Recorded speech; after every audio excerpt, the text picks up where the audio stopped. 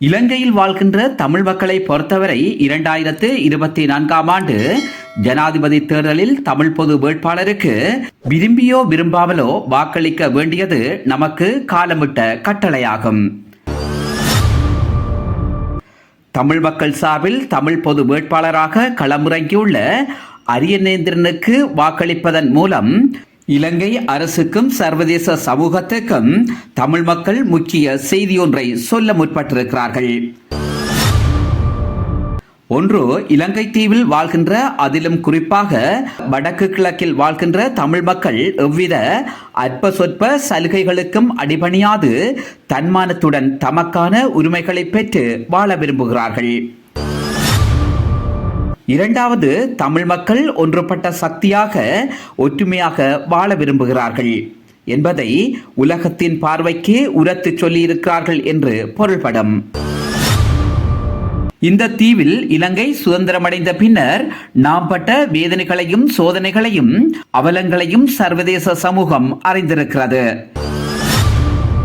நேரடியாகவும் ஊடகங்கள் வாயிலாகவும் வெளிப்படுத்தப்பட்ட உண்மையாகும். இருப்பினும் தமிழ் மக்கள் இலங்கையில் இன்னும் அடிமைகளாகவே வழிநடத்தப்பட்டு வருகின்றனர். சர்வதேச சமூகமாக இருந்தாலென்ன, எமது அண்டை நாடான இந்தியாவாக இருந்தாலென்ன, இலங்கையின் தேசிய இன பிரச்சினைக்கு முற்றுப்புள்ளி வைப்பதற்கு ஒருபோதும் அவர்கள் தயாரில்லை.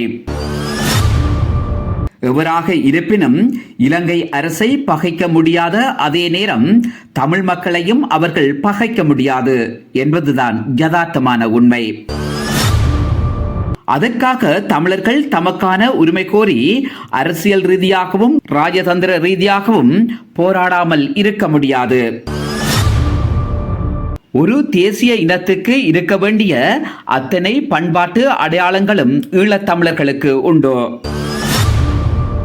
உலகத்தில் மூத்த மொழி என்றும் பலமிக்க அறிவு வாய்ந்த இனம் என்று போற்றப்படுகின்ற தமிழினம் தனக்கென ஒரு நாடற்று இன்னும் வாழ்ந்து வருவது கொடுமையிலும் கொடுமை.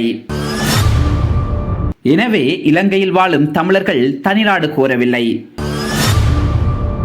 இலங்கை தீவில் தமிழர்கள் சுதந்திரமாக தமது பண்பாட்டு அடையாளங்களுடன் வாழ்வதற்கான சமஷ்டி அடிப்படையிலான தீர்வைத்தான் கேட்கிறார்கள். அதனை கொடுப்பதற்கு இலங்கையின் ஆட்சியாளர்கள் மறுதளித்து வருகின்றனர்.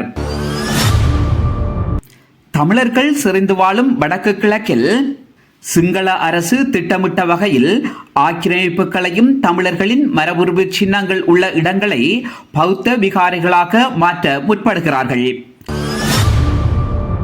ஒட்டுமொத்தத்தில் தமிழர்களின் இருப்பை அளித்து வருகின்றார்கள். ஆகவே தமிழ் மக்கள் தொடர்ந்தும் திட்டமிட்ட இனவழிப்புக்கு ஆதரவு வழங்கப் போகிறார்களா?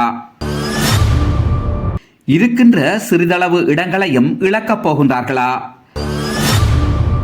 தமிழர்கள் தன்மானம் இழந்து வாழப் போகிறார்களா என்பதை சிந்தித்து செயற்பட வேண்டியது தமிழர்களின் பாரிய பொறுப்பாகும். தமிழர்களின் சின்னமாகவும் அடையாளமாகவும் சங்கு சின்னத்தில் போட்டியிடுகின்ற அரியநேந்திரனுக்கு வாக்களிக்க தவறினால் அது தமிழினத்துக்கு செய்த வரலாற்று துரோகமாகும். தவறு என்பது எல்லோரிடமும் இருக்கிறது. தமிழ் பொது கட்டமைப்பும் தவறிழைத்திருக்கிறது. ஏனைய தமிழ் அரசியல்வாதிகளும் தவறு செய்திருக்கிறார்கள். அதனை மறுப்பதற்கில்லை.